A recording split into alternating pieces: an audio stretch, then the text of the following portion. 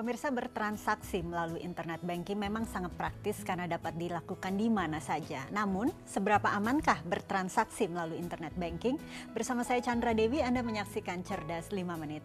Di studio Metro Manulife kali ini saya telah ditemani oleh Bapak Anton Hermawan, Head E-Channel dari Permata Bank. Selamat pagi Pak Anton. Selamat pagi, Chandra. Pak Anton, ini transaksi internet banking ini seperti apa sih sebenarnya? Oke, internet banking itu merupakan suatu layanan yang diciptakan oleh bank untuk nasabahnya untuk melakukan transaksi perbankan lewat media internet.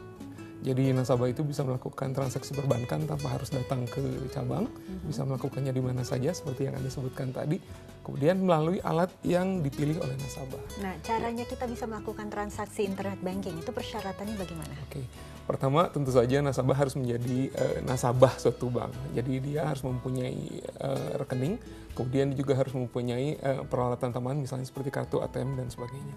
Nah, sesudah melakukan semua itu, mempunyai semua itu, nasabah harus melakukan registrasi untuk mendapatkan layanan internet banking. Registrasinya juga biasanya dilakukan lewat secara online, jadi bisa lewat secara internet, kemudian melakukan semua proses yang ada di laman internet tersebut. Jadi nanti nasabah harus melakukan pendaftaran user ID, kemudian dia harus bikin passwordnya sendiri, kemudian dia harus memilih metode pengamanan yang lain, misalnya untuk SMS token atau dengan mobile token dan sebagainya. Tapi untuk datang langsung ke bank biasanya bisa dipandu ya Pak ya? Bisa. Jadi emang nasabah punya pilihan, bisa datang ke cabang atau melakukannya sendiri. Nah, kiranya apa yang harus kita perhatikan pada saat kita akan melakukan transaksi internet banking ini Pak? Seperti yang diketahui, dunia maya ini kan cukup berbahaya. Beberapa hal yang harus diperhatikan oleh nasabah adalah diantaranya ketika dia melakukan transaksi, sebaiknya dia melakukan transaksi di komputer atau peralatan yang dia pakai sendiri atau dia miliki sendiri. Jadi artinya jangan sembarangan misalnya pergi ke warnet untuk melakukan ini, karena kita tidak tahu environment warnet itu seperti apa. Jadi di PC yang ada di warnet itu seperti apa kita nggak tahu. Nah, sesudah itu kita nasabah harus melakukan atau menjaga kerahasiaan data-data yang dia pakai untuk melakukan login. Jadi user ID, password, semuanya itu harus dia jaga kerahasiaannya dan tidak boleh diinformasikan ke siapapun. Bisa lewat SMS, bisa lewat laman yang tidak benar dan sebagainya. Jadi dia harus menjaga itu.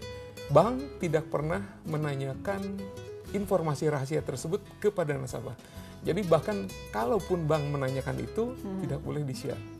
Jadi kerahasiaan data tersebut harus benar-benar dijaga. Terlebih kalau hanya melalui via telepon ya Pak ya? Apalagi telepon, atau email, atau surat, atau semuanya. Itu pastinya upaya untuk penipuan ya Pak ya? Betul, karena bank tidak akan pernah menanyakan informasi tersebut ke nasabah langsung. Nah, tapi apakah jika kita sudah memakai gadget atau komputer sendiri, bisa dikatakan transaksi internet banking kita aman 100%?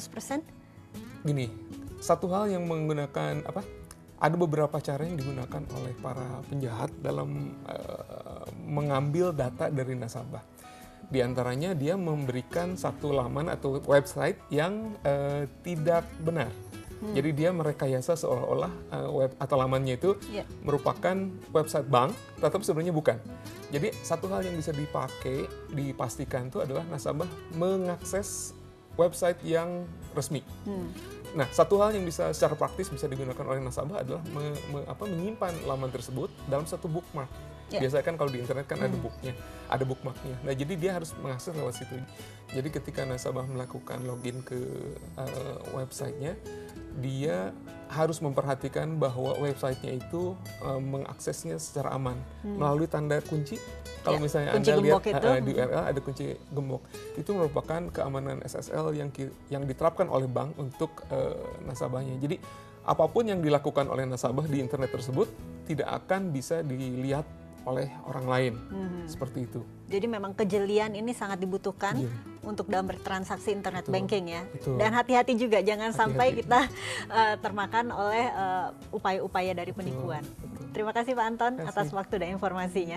Dan pemirsa, demikianlah Cerdas 5 Menit, Cerdas Finansial untuk episode kali ini. Saya Chandra Dewi, terima kasih atas perhatiannya. Sampai jumpa. Dipersembahkan oleh